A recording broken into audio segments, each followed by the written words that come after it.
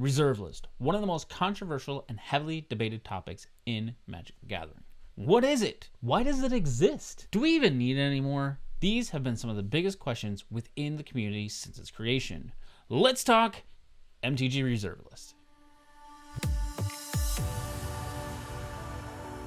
This series is intended to evoke conversation about a topic. The goal is not to tell you only what I think or project my opinions. Let's talk is exactly what it means. I present the information to get the conversation started, and we go from there. Now, without further delay, let's get into it. First, let's start with what the reserve list is not. The reserve list is not a bunch of overpowered cards like Moxes, Dual Lands, Gaia's Cradle, and it's not a bunch of safe investments. Now, there have been a ton of videos about the reserve list, but if you want to learn more about the reserve list history, check out a video by the Mana Source, which breaks it down for you. I'll leave a link to his video down below.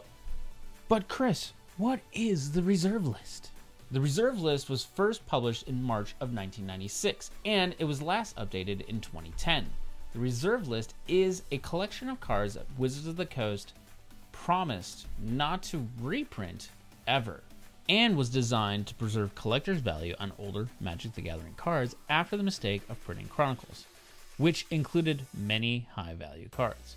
It also included all non-white border cards from Alpha and Beta, including commons and uncommons. By 2002, Wizards had added cards from Tempest, Stronghold, Exodus, and the Urza block, but during that time, Wizards also announced they were not going to add any more cards to the reserve list. Thus, they removed all of the commons and uncommons. For the most part, the reserve list doesn't mean a whole lot to me. I mean, reserve list or not, it doesn't negatively impact my enjoyment of the game. If the card is out of my price range, well, at that time, it means that I'm just not ready to commit to that investment. We as players and collectors decide when it's the right time for us to make a purchase. My definition of investment is not, this card needs to maintain value for a really long time. It means I am willing to purchase the product knowing that it's highly probable it's going to depreciate. Would it be great if my purchase appreciates over time? Without a doubt. But the likelihood of the majority of modern Magic the Gathering cards gaining value is very, very low. Any expectation other than that, I believe, is a little irrational. Now, there are these crazy time periods when buyouts happen, but again, buyouts aren't because the reserve list exists. It's because people are trying to manipulate the market on that item, or trying to monopolize the market on a particular card. Now, some can argue the reasons for these spikes are because the cards are on the reserve list. It's evil, it forces high price spikes. But to be honest, in my opinion, I think it's further from the truth. As with most collectibles, the availability and the demand for the item will drive cost. In fact, our needs as a consumer actually dictates how much the item is going to cost.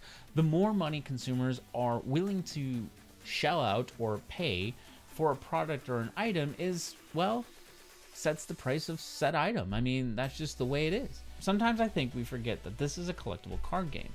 And if 100 Timmies down the road say, I'll pay $10 for that, then what do sellers do? They raise the price until it doesn't sell anymore. Then stabilization happens. That's how we see these crazy price swings over time, and it's to be expected. I mean, let's take Torrential Gearhulk for instance. Looking at the graph, you can tell that Torrential Gearhulk has had several price swings, from $5 to $30 to $15 to $20 to leveling back off down to $10. And well, a couple of things to think about. It's not because of supply, because we all know that Kaladesh was opened up at a high volume.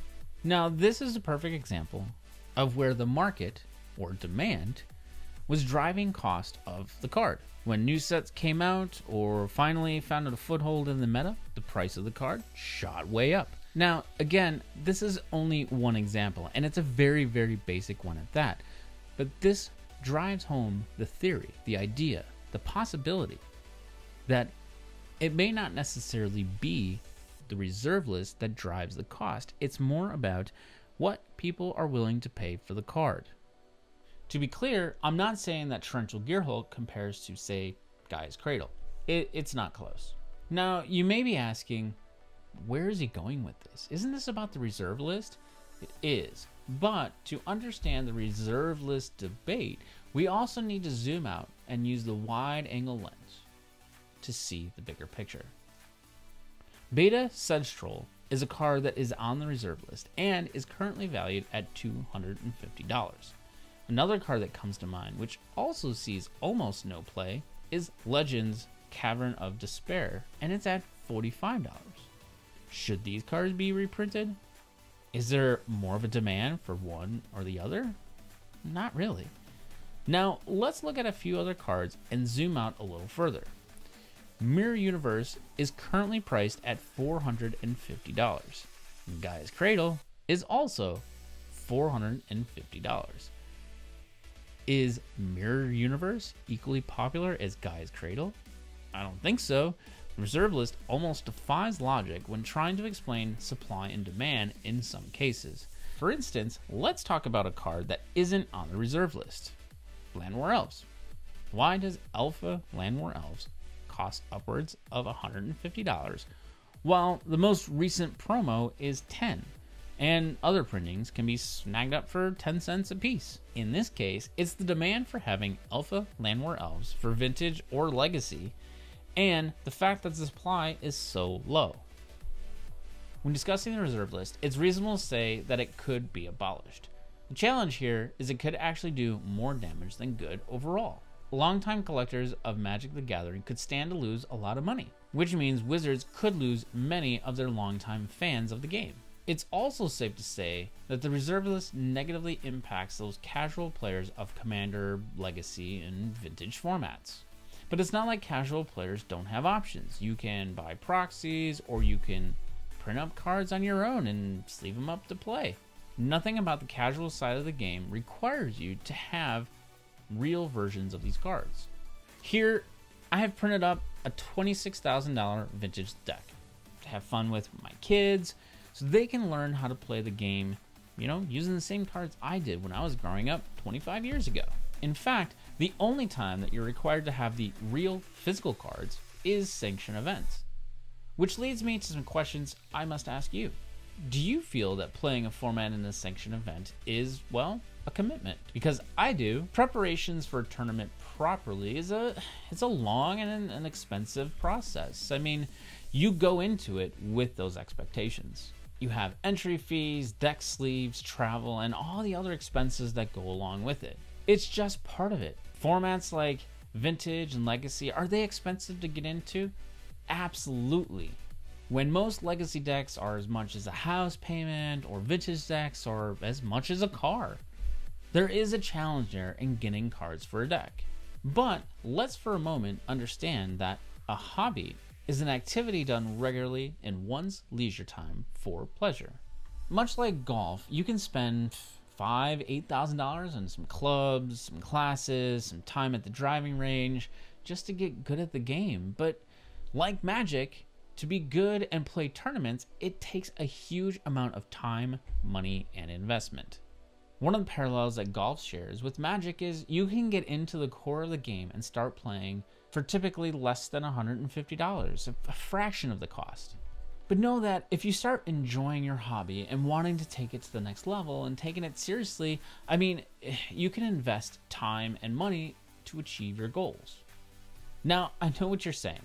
You're comparing the reserve list and the cost of Legacy or Vintage to golf. It's not the same thing. And you're right, it's not. But if you're thinking about it on that wide lens again, Magic and golf are both hobbies. They both have two cost points to play the game, casual and competitive. And you, the player, decide how far you want to dip into that wallet, well, to enjoy your hobby. It's not up to the maker of the game to make the game cheaper to play your hobby. Supply and demand drive cost, and well, what other players decide to pay for a product, you and companies that make them can't control that. But those are the factors that we must think about when the price of Magic discussion comes up. Who is really driving the price? companies that produce the products, or is it the consumers that buy them at crazy prices? If no one buys a lemon for $100, the price will go down.